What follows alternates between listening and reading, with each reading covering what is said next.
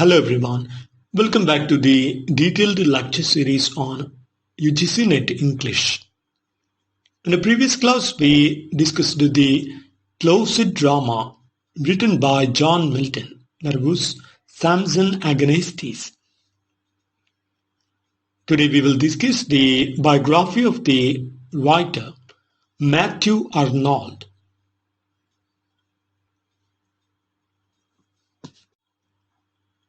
The Victorian poet Matthew Arnold, 1822 to 1888, born in 1822 and passed away in 1888.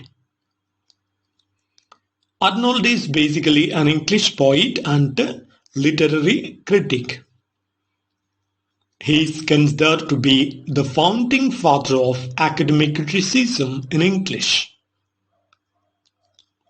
Arnold is called the third great Victorian poet, along with Alfred Lord Tennyson and Robert Browning.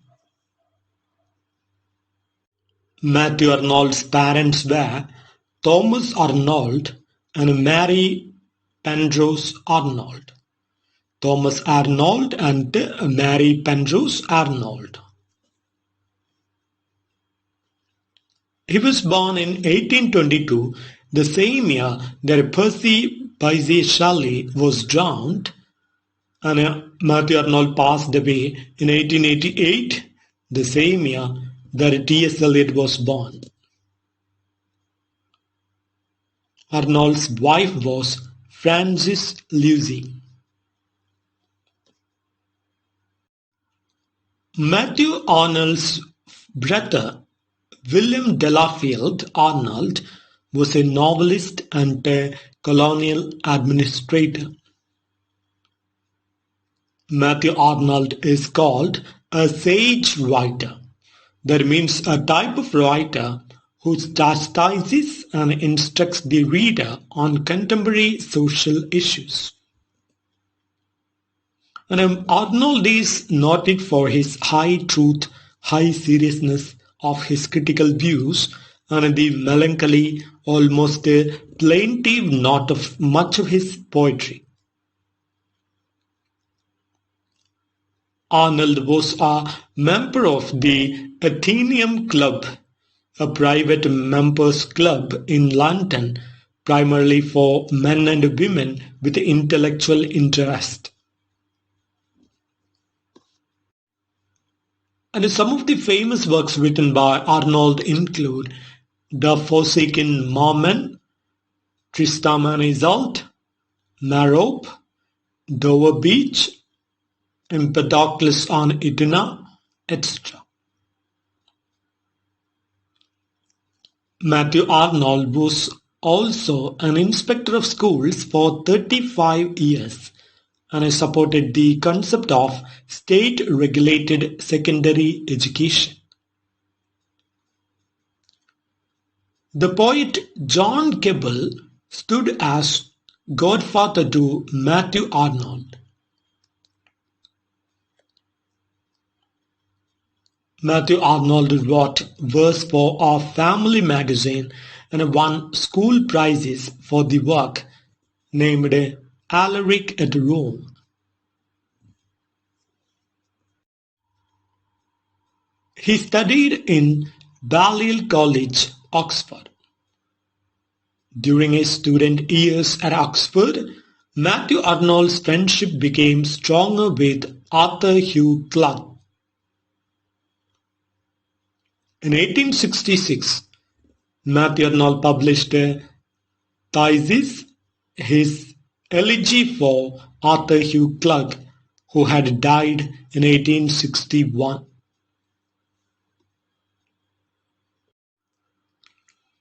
Matthew Arnold attended John Henry Newman's sermons at the university, but he did not join the Oxford movement of John Henry Newman.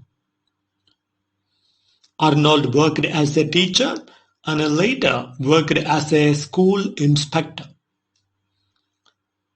As a lecturer, Matthew Arnold was disappointing both because of his awkward manner and the feebleness of his voice, which was inaudible to the greater part of his audience. Matthew Arnold developed the touchstone method. A touchstone can be a short passage from recognized masters' works used in assessing the relative merit of poetry and literature. This sense of the term was coined by Matthew Arnold in his essay titled The Study of Poetry, where he gives Hamlet's dying words to Horatio as an example of a touchstone. And Matthew Arnold is credited with coining the phrase "new journalism", a term that uses literary techniques unconventional at the time. And this technique is characterized by a subjective perspective, a literary style reminiscent of non-fiction works.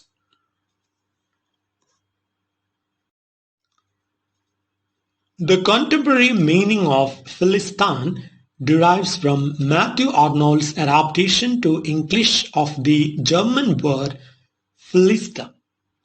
The term Philistinism describes the attitudes, habits, and characteristics of a person who deprecates art and beauty, spirituality, and intellect.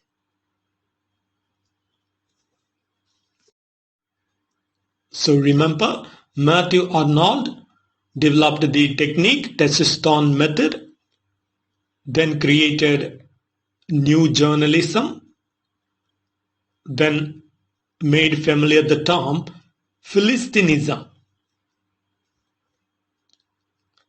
During travels in 1848, Matthew Arnold met and fell in love with a French woman, but they did not marry. Several of Matthew Arnold's early poems express his hopeless love for a girl he calls Marguerite. Scholars have been unable to identify an original for this girl, and whether she existed at all is a question. Matthew Arnold's poem, titled A Cromwell, won the 1843 New Decade Prize. In 1849, Matthew Arnold published his first book of poetry titled The Strayed Reveller. In 1852, Arnold published a second volume of poems titled Empedocles on Etna and Other Poems. In 1853, he published Poems A New Edition, a selection from the two earlier volumes famously excluding the work Empedocles on Etna, but instead adding a new poem titled Sohrab Rustum and another one, that is The Scholar Gypsy. In 1854, Poems' second series appeared. Also a selection, it included the new poem titled Balder Dead. In 1850, Wordsworth died, and Arnold published his work Memorial Verses on the older poet Wordsworth in Fraser's Magazine.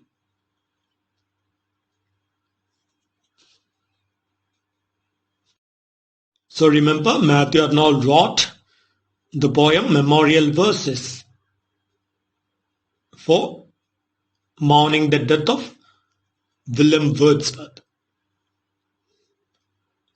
Matthew Arnold was elected Professor of Poetry at Oxford in 1857, and he was the first in this position to deliver his lectures in English rather than in Latin. Matthew Arnold's work as a literary critic began with the 1853 work titled Preface to the Poems.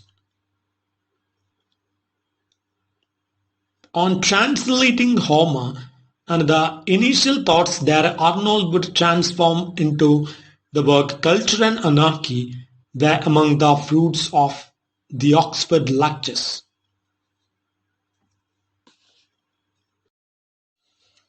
Matthew Arnold self-published the work The Popular Education of France, published in 1861, the introduction to which was later published under the title Democracy. In 1865, Arnold published the work Essays in Criticism, first series. Essays in Criticism, second series, was published in 1888, shortly after his death. Then Culture and Anarchy, Matthew Arnold's major work in social criticism, was published in 1869. Literature and Dogma, Matthew Arnold's major work in religious criticism, appeared in 1873. Matthew Arnold died suddenly in 1888 of heart failure.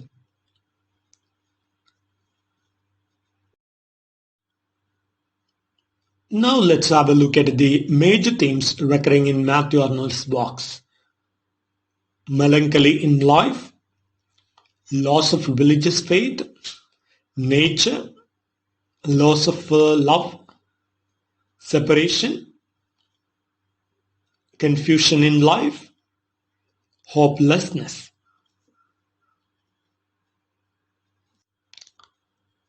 Now let's have a look at what the critics had say on Matthew Arnold as a writer. First of all, G.W.E. Wessel says that Matthew Arnold is a man of the world, entirely free from worldliness, and a man of letters without the faintest trace of pedantry, says G.W.E. Russell. Now T.H. Warren says that Matthew Arnold is a voice poking fun in the wilderness. Now Harold Bloom says, Arnold got into his poetry what Tennyson and Browning secretly needed, but absorbed anyway the main march of mind of his time.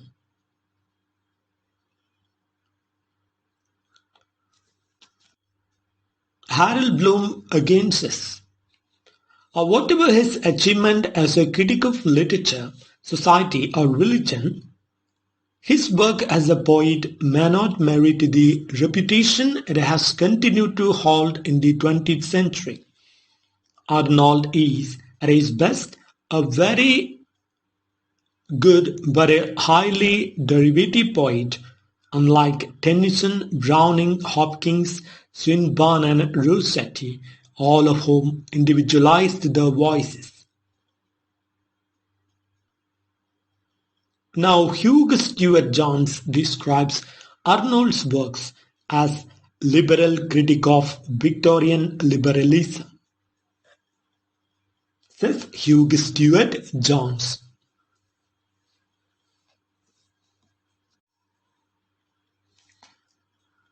Now let's have a look at some of the works we have forgotten to mention.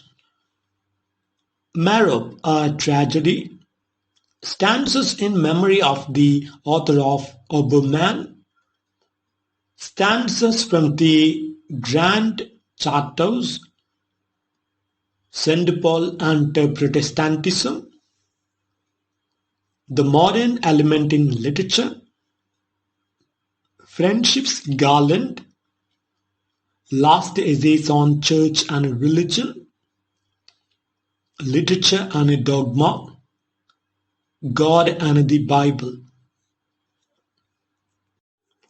Once more, Marab, a tragedy, stanza in memory of the author of Obermann, stanzas from the Grand Chartreuse, St. Paul and Protestantism, the modern element in literature, Friendship's Garland, last essays on church and religion, literature and dogma, God and the Bible.